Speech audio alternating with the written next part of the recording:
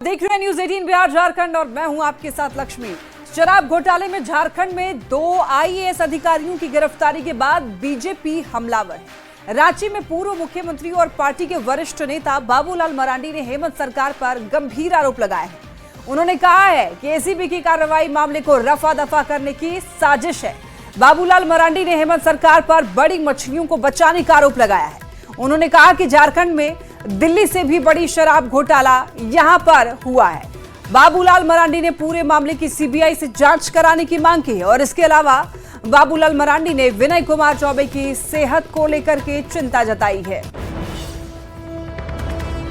देखिए, शराब घोटाले की सीबीआई से जांच की मांग कर दी है बाबूलाल मरांडी ने। शराब घोटाला जो कि काफी ज्यादा चर्चा में है, चूंकि आईएएस अधिकारियों पर कई गंभीर आरोप हैं और दरअसल 2 आईएएस अधिकारी ऐसे हैं जिन पर शराब घोटाले के आरोप लगे हैं और उनका कनेक्शन छत्तीसगढ़ से जुड़ा हुआ है। और भी कई ऐसे आरोप हैं जिसको लेकर काफी ज्यादा शक के दायरे में है अधिकारी। अखबार में क्या छपा? शराब घोटाला में ईओडब्ल्यू ने की कार्रवाई। छत्तीसगढ़ में आईएएस विनय चौबे पर धोखाधड़ी का केस दर्ज हुआ। ये कब केस दर्ज हुआ? यानी सितंबर में 2024 के सितंबर में केस दर्ज हुआ, अखबार में छपा। उसके बाद अखबार में छपने के बाद सरकार में जो बैठे हुए लोग हैं उन लोगों की कान खड़ा हो गया कि मामला तो आज नहीं कल ये जांच होगी, क्योंकि मामला छत्तीसगढ़ में एफआईआर वहां हो गया।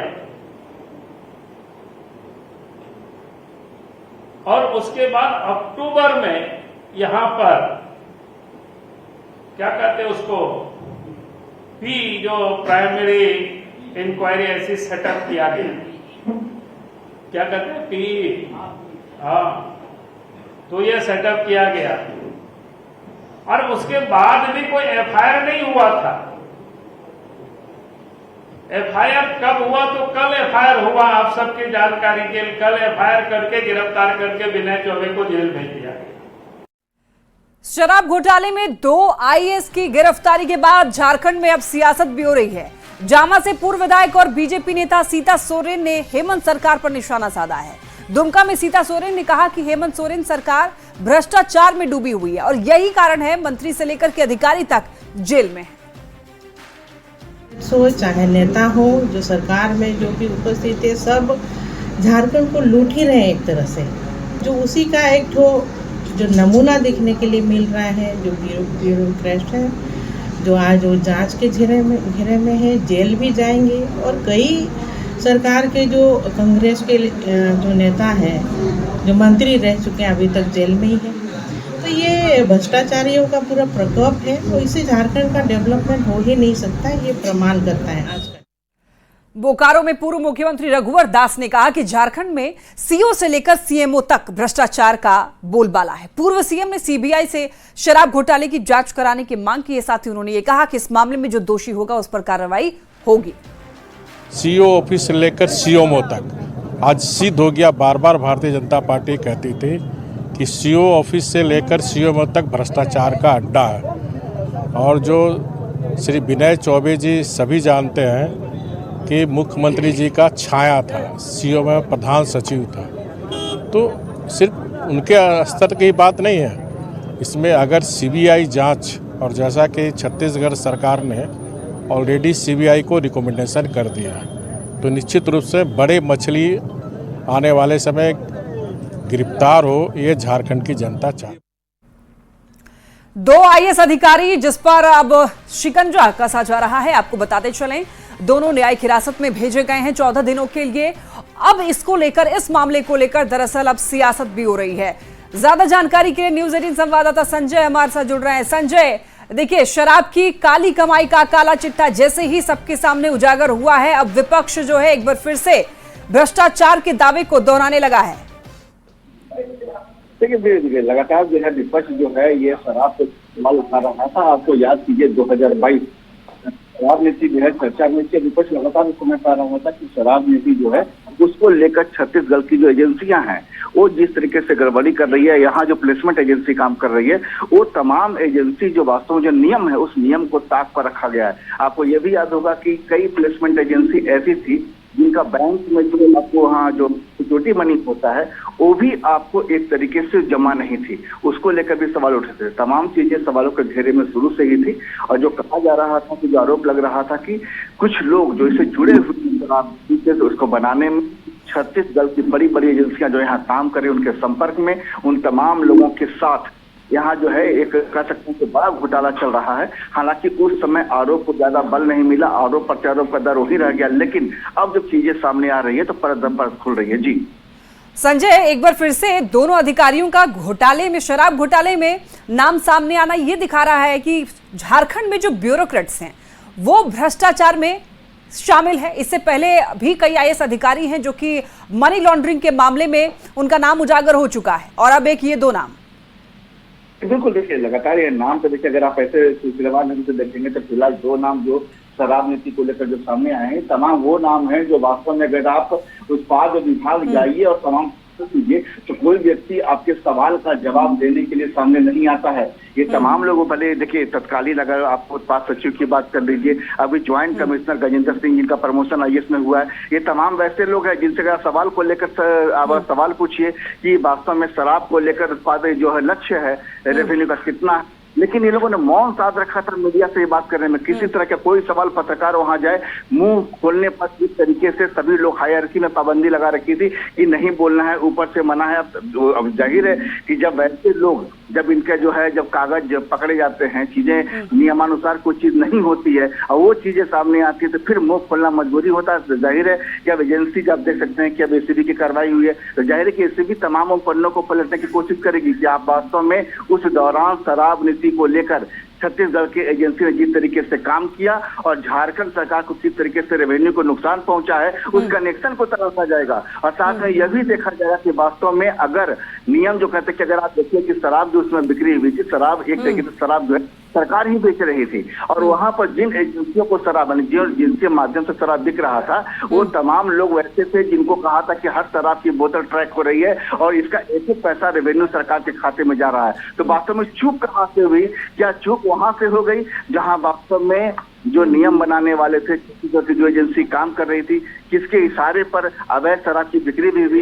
तमाम चीजों का आप टटोलेंगे तो बहुत बड़ा अमाउंट होता है जो शराब के खाते में नहीं आ सका, सरकार के खाते में नहीं आ सका। जी, तो ये लूप होल ढूंढ करके ही इन्होंने जो है इतना बड़ा घोटाला कर लिया है संजय। तो आप ये सोचिए कि जो बड़े अधिकारी ही इतने बड़े घोटाला कर रहे हैं तो जो निचले स्तर पे लोग होंगे वो क्या कर रहे होंगे? अक्सर केवल तस्कर नजर में आते हैं, बड़े अधिकारी छिप जाते हैं, इसलिए कहते हैं कि बड़ी मछलियां जो है वो काफी लेट फंसती है। देखिए बिल्कुल, अगर आप शराब का हायरार्की देखेंगे तो शराब पीने वाले आम लोग होते हैं और शराब बेचने वाला दुकानदार होता है और शराब बेचने की जो नीतियां वो सरकार तय करती हैं। इन तीन चीजों को अगर आप देखेंगे तो आपको पूरा चरण मालूम हो जाएगा। आम व्यक्ति जाता है, अगर आपको आम व्यक्ति को सिंपल ऐसे ही देखिए कि अगर कोई व्यक्ति शराब खरीदने दुकान में जाता है तो उससे जो रेट बताई जाती है, जो होलोग्राम उस पर लगा हुआ जो रेट है, हो सकता है कि रेट आमतौर पर रेट उससे ज्यादा बताया जाता है। तो वहाँ जो व्यक्ति खरीदने जाता है वो बहस करने की गुंजाइश में ज्यादा नहीं रहता, क्योंकि आमतौर पर जो भी लोग शराब खरीदते हैं वो छिप छिपा कर खरीदते हैं, वो लेते हैं शराब चले जाते हैं और एक बड़ा कमाई, अवैध कमाई का धंधा वहीं से शुरू हो जाता है। वो समझिए कि आरोप वहीं से लगने शुरू होते हैं कि देखिए कि जो वहां पर मान लीजिए 100 रुपया उस पर लगा हुआ है और वसूले जा रहे हैं 140 रुपए। जो मनपसंद, जो शराब करती है कि मनपसंद आपको चाहे बियर हो, चाहे विस्की हो, चाहे रम हो या जो भी चीज हो, आपको मिलेगी, अच्छे ब्रांडेड शराब आपको मिलेगी, लेकिन दुकान में जाएंगे तो वो आपको नहीं मिलती है क्योंकि इसकी ब्लैक मार्केटिंग हो जाती है। तो तमाम चीजों को लेकर आप देखिएगा तो भ्रष्टाचार का जो धंधा है, ठीक है, ये बहुत बड़ा मामला है संजय, नजर बनाए रखिएगा। चलिए अब आपको ऐसे 4 आईएएस की तस्वीरें देखिए टीवी स्क्रीन पर दिखा रहे हैं जो कि 4 दागी आईएएस हैं। नाम आपको दिखाते हैं, इनका नाम आपने जरूर सुना होगा। आईएएस पूजा सिंघल मनरेगा घोटाले की आरोपी है, आईएएस छवि रंजन जमीन घोटाले के आरोपी हैं, आईएएस विनय चौबे शराब घोटाले के आरोपी, आईएएस गजेंद्र सिंह शराब घोटाले के आरोपी, जिनके हम लोग, ये 2 ऐसे आईएएस हैं जिनकी अभी हम लोग चर्चा कर रहे थे, और ये 2 ऐसे आईएएस हैं जो कि मनी लॉन्ड्रिंग में इन दोनों का नाम आ चुका है, पूजा सिंघल और छवि रंजन। तो ये 4 दागी आईएएस झारखंड के। चलिए बढ़ते हैं खबरों में आगे। जमशेदपुर पश्चिमी से देखिए जेडीयू विधायक सरयू राय ने हेमंत सरकार पर निशाना साधा है। चाईबासा में उन्होंने कहा कि हेमंत सरकार में सही काम करना मुश्किल है और गलत को रोकना उससे भी मुश्किल है। साथ ही सरयू राय ने अनुराग गुप्ता को डीजीपी बनाए रखने पर भी सवाल उठाए हैं। यह है कि इस सरकार में सही काम कराना बड़ी मुश्किल हो गया है और उससे अधिक मुश्किल हो गया है गलत काम को रोकना। अब मैं तो मुख्यमंत्री जी से अपील करता हूं कि भाई आप इस पर ध्यान दीजिए। इस तरह की व्यवस्था चल रही है। कई सक्षम अधिकारी हैं जो डीजीपी रैंक में हैं, उनमें किसी को डीजीपी बना देना चाहिए और राज्य सरकार को ऐसे मामलों में एक स्वस्थ परंपरा स्थापित करना चाहिए। आगे भी इसका नज़ीर लोग दें कि ऐसा हुआ था उस समय में। गलत परंपरा स्थापित करने से राज्य के नौकरशाही में भी, पुलिस में भी एक अच्छा संदेश नहीं जाता है। रांची में आज ट्राइबल एडवाइजरी काउंसिल की बैठक हो रही है। मुख्यमंत्री हेमंत सोरेन की अध्यक्षता में हो रही इस बैठक में बीजेपी शामिल नहीं हो रही। करीब 1.5 साल के बाद हो रही ट्राइबल एडवाइजरी काउंसिल की बैठक में राज्य के पर्यटन और राजस्व को बढ़ावा देने से जुड़े फैसले लिए जा सकते हैं। बैठक में उन क्षेत्रों में शराब दुकानों की बंदोबस्ती और होटल रेस्टोरेंट खोलने की मंजूरी भी मिल सकती है, जहां 25% से अधिक आदिवासियों की आबादी है। इसके अलावा कई और बड़े फैसले भी यहां पर हो सकते हैं। मुख्यमंत्री इसके अध्यक्ष होते हैं और आपको बताते चलें कि इस बैठक का बीजेपी ने बहिष्कार किया है। और देखिए, इस बैठक में कहा जा रहा है शराब दुकानों की बंदोबस्ती पर फैसला संभव है। रांची में ट्राइबल एडवाइजरी कमेटी की बैठक हो रही है और देखिए मुख्यमंत्री हेमंत सोरेन की अध्यक्षता में दरअसल ये बैठक हो रही है, जिसमें बीजेपी शामिल नहीं हो रही है। बीजेपी ने बहिष्कार किया है इस बैठक का। करीब 1.5 साल के बाद इस ट्राइबल एडवाइजरी काउंसिल की बैठक है और इसमें राज्य के पर्यटन और राजस्व को बढ़ावा देने से जुड़े हुए फैसले लिए जा सकते हैं। तो बैठक में उन क्षेत्रों में शराब दुकानों की बंदोबस्ती और होटल रेस्टोरेंट खोलने की भी मंजूरी मिल सकती है, जहां पर 50% से अधिक आदिवासियों की आबादी है। इसके अलावा कई और बड़े फैसले भी इस बैठक में हो सकते हैं। तो देखिए, ट्राइबल एडवाइजरी काउंसिल की बैठक हो रही है। इस बैठक में बीजेपी शामिल नहीं हुई है। देखिए, इस पर झारखंड के पूर्व वित्त मंत्री रामेश्वर उरांव ने यह कहा कि बीजेपी को बैठक में भाग लेना चाहिए था और बैठक में ही सवाल उठाने चाहिए था, लेकिन बीजेपी ने इस बैठक का बहिष्कार कर दिया है, जिस बैठक में कई अहम मुद्दों पर चर्चा की जा सकती है। हर पार्टी को एक संवैधानिक व्यवस्था है शेड्यूल एरिया में। झारखंड शेड्यूल एरिया है, संवैधानिक व्यवस्था है, तो संवैधानिक व्यवस्था का मान रखना चाहिए और शामिल होना चाहिए। जो विरोध करना है कीजिए। दिल्ली में केंद्रीय जल शक्ति मंत्री सीआर पाटिल से पेयजल एवं स्वच्छता मंत्री योगेंद्र प्रसाद ने मुलाकात की है और इस दौरान दोनों के बीच में झारखंड में जल संकट पर चर्चा हुई है। देखिए, योगेंद्र प्रसाद ने केंद्र सरकार से, बता दें आपको, वित्त वर्ष 2025-26 की राशि के साथ बकाया राशि देने की मांग की। झारखंड में शुद्ध पेयजल मुहैया कराने के लिए केंद्र सरकार ने साल 2019 में जल जीवन मिशन की शुरुआत की थी। झारखंड सरकार का कहना है कि इस योजना का 6500 करोड़ केंद्र सरकार से नहीं मिला है। पैसे नहीं मिलने के कारण योजना धरातल पर नहीं उतर रही है।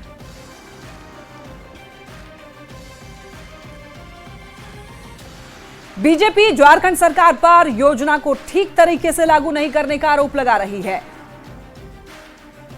योजनाएं चल रही हैं, नल जल योजना मेरे समय में शुरुआत हुआ था, लेकिन अभी तक 5 साल सरकार की, हेमंत सरकार के बीच है, वो भी नहीं पूरा हुआ। क्या इसको कहा जाए? और इस पर तो मैं सदन के अंदर, क्योंकि मैं रांची क्षेत्र का विधायक हूँ, तो सदन के अंदर कई बार मामले उठाए। स्पीकर साहब ने कमेटी बनाई, कमेटी ने रिपोर्ट दे दी, फिर भी कानों पर सरकार का जू नहीं रखता।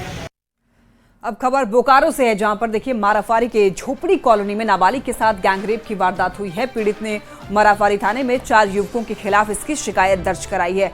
पुलिस इस मामले की जांच कर रही है और अभी तक किसी की गिरफ्तारी नहीं हुई है। घटना 16 मई की बताई जा रही है। पीड़ित की मां का यह कहना है कि उनकी बेटी अपने घर में सहेली के साथ बात कर रही थी, तभी 4 युवक पहुंचे, सहेली को मारकर भगा दिया और उसके बाद उसके साथ गलत किया गया। झोपड़ी कॉलोनी में दुष्कर्म का एक मामला सामने आ रहा है। बोकारो से खबर है, 4 युवकों पर दुष्कर्म का आरोप लगा है। कि एक आवेदन दिए 16 साल उम्र का लड़की है, आवेदन दी है कि उसके साथ कुछ लड़कों ने गलत किया। वो अपने दोस्त के साथ कहीं एक जगह बात कर रही थी, वहीं कुछ लड़कों ने देख लिया और वो ज़बरदस्ती घुस गए। 2 लोगों ने उसके दोस्त को पकड़ लिया और बाकी एक लोग उसको पकड़ के कहीं बगल में ले आकर के उसके साथ गलत किया। इस बात का आवेदन दी है, जिस पे FIR दर्ज करके अनुसंधान किया जा रहा है। खबर धनबाद से, जहां पर निरसा के मालेडी बस्ती में आदिवासी समाज के सैकड़ों लोगों ने थाने का घेराव किया और इन लोगों का आरोप है कि आरजेडी नेता तारापदों दीवार युवकों को डराता धमकाता है। हंगामा कर रहे लोग आरजेडी नेता पर कड़ी कार्रवाई की मांग कर रहे हैं, जबकि आरजेडी नेता का यह कहना है कि मंदिर के रास्ते से कुछ लड़के चुराकर कोयला ले जाते हैं। उन्होंने ऐसा करने से मना किया था, जिसके बाद उनके घर पर इन लोगों ने तोड़फोड़ की। पुलिस ने हंगामा कर रहे लोगों को समझा बुझा करके शांत करा दिया है। हम निर्विरोध रहते हैं, इसलिए सामाजिक तौर पर आपका राजनीतिक तौर पर हमारे बहुत अंदर ही अंदर मतलब जो हमारा लोकप्रियता देख के हमारा बदनाम करने का ये साजिश है। आज से नहीं, बरसों से साजिश। हमला हुआ है क्या? अरे हाँ, एकदम हमारा घर में जाके हमला किया है। घर में जाके मेरा नाम प्लेट तोड़ दिया है, राजद का नाम प्लेट है, यूनियन का नाम प्लेट था, वो तोड़ दिया है। बड़ी खबर हजारीबाग से, जहां पर बड़कागांव थाना क्षेत्र के डोकाटाड़ में ईंट भट्टा में 15 बच्चे सहित 32 लोगों को बंधक बनाकर रखा गया है। उन्हें 8 महीने से वेतन भी नहीं दिया गया है। जानकारी मिलने पर चाइल्ड राइट्स फाउंडेशन के सचिव ने मामले का संज्ञान लेते हुए डीजीपी से इसकी शिकायत करके बच्चों को मुक्त कराने की मांग की। बता दें कि यूपी सोनभद्र जिले के कुल जो है वो 32 लोग से सितंबर 2024 से बंधक बना करके काम करवाया जा रहा है और इसको लेकर कुछ मजदूर जो है भागकर श्रम आयुक्त के कार्यालय भी पहुंचे हैं और शिकायत की थी। के सोनभद्र जिले से करीब 32 मजदूरों को ला करके और हजारीबाग के बड़कागांव थाना क्षेत्र में एक ईंट भट्टा में ज़बरदस्ती काम कराया जा रहा है, जिसमें कि नाबालिग बच्चे भी हैं और 8 महीने से न उनको वेतन दिया जा रहा है, न खाना दिया जा रहा है। अपना वेतन और पैसा मांगने पे उनके साथ मारपीट किया जा रहा है। उन लोगों ने इसकी शिकायत जिला श्रम अधीक्षक हजारीबाग से भी किया है और साथ ही आज वो मजदूर 2-3 मजदूर भाग करके लेबर कमिश्नर से मिलने आए थे और मुझे जानकारी दिए हैं कि हम लोग को कैसे भी घर भेजिए। धनबाद की खबर, कार को कंटेनर ने जोरदार टक्कर मार दी और कार में सवार कई लोग घायल हो गए हैं। देखिए, घायल में 2 महिला भी शामिल हैं और सभी घायल SNMMCH में भर्ती कराए गए हैं। घटना का CCTV फुटेज भी सामने आया है। निरसा बाजार NH19 की ये घटना बताई जा रही है। कार सवार कई लोग घायल हो गए हैं। धनबाद से खबर मिल रही है, घायल 2 में महिला भी हैं और दरअसल कार को कंटेनर ने जोरदार टक्कर मार दी और कार में सवार कई लोग घायल हो गए हैं। तो सभी घायल SNMMCH में भर्ती कराए गए हैं। घटना का CCTV फुटेज भी सामने आया है, जिसमें आप देख सकते हैं कि कार के परखच्चे उड़ चुके हैं और जो सवार थे वो घायल हुए हैं। तस्वीरों में आप देख सकते हैं कि बुरी तरीके से जो कार में लोग बैठे हुए थे वो घायल हुए हैं। रिक्शा मोड़ में जाम था, सीरियल बाइक जैसे राइट साइड वाला लाइन में हम लोग थे, मिडिल में एक तो बरेजा टाइप का गाड़ी था, उसका साइड दिए हुए थे और हम लोग जाम आगे तक खड़ा थे। गाड़ी क्लियर मिलने से बढ़ाते गाड़ी तो जाम में खड़ा थे, गाड़ी जाम में क्लियर हुआ था, तब तक पीछे से कंटेनर आके मारा। खबर लोहरदगा से है, जहां पर कैरो और भंडरा इलाके में जंगली हाथी लगातार उत्पात मचा रहे हैं। 17 की संख्या में आए जंगली हाथियों ने गांव में डेरा जमा रखा है और ये हाथी घरों को तोड़ रहे हैं, फसलों को नुकसान पहुंचा रहे हैं। जंगली हाथियों के झुंड ने एक युवक को भी मार डाला है, जिससे ग्रामीणों में दहशत है। गांव वालों ने वन विभाग से हाथियों को भगाने की गुहार लगाई है। हाथी हमला किया है सर, फिर से हमला किया। हम लोग सारा ग्रामीण हनट के जितना भी ग्रामीण है हम लोग डरे हुए थे। हाथी हमेशा आते रहता है, हर साल आता है। तो फॉरेस्ट विभाग हम लोग पास आए, हम लोग को जागरूक करे कि हम लोग कैसे करना है, हम लोग अपना रक्षा कैसे करें, हाथी को हम लोग किसी तरह का कोई छेड़छाड़ ना करे ताकि शांतिपूर्ण वो चला जाए। अपना प्रपोजल होना चाहिए कि कैसे हम केवल एक शॉर्ट टर्म नहीं कि हाथी आया तो हम टॉर्च लिए पटाखा छोड़े नहीं, और इसके लिए एक एक्सपर्ट के वाइल्ड लाइफ के अलग एक्सपर्ट्स होते हैं, इनका बिहेव कैसा होता है, अलग अलग बिहेव होता है। तो वाइल्ड लाइफ का बिहेव उनको स्टडी के लिए क्या होना चाहिए और क्या छोटे पैमाने बड़े पैमाने पे जिला स्तर पे कोई निदान हो सकता है या राज्य स्तर पे। तो अभी जस्ट मैं इसके बाद मैंने डीएफओ सबसे बातें की और उन्होंने कहा कि आप भी सारी चीज़ों को एक प्रस्ताव दें। खबर गिरिडीह से, जहां पर राशन डीलर को ना तो उनके घर तक अनाज पहुंचाया जा रहा है और ना ही राशन ले जा रहे किसी निजी गाड़ी में जीपीएस लगाया गया है। डीलर खुद निजी वाहन से अनाज लेकर जाते हैं। डीलर के अपनी गाड़ी से अनाज ले जाने के कारण कालाबाजारी की आशंका बढ़ी हुई लग रही है।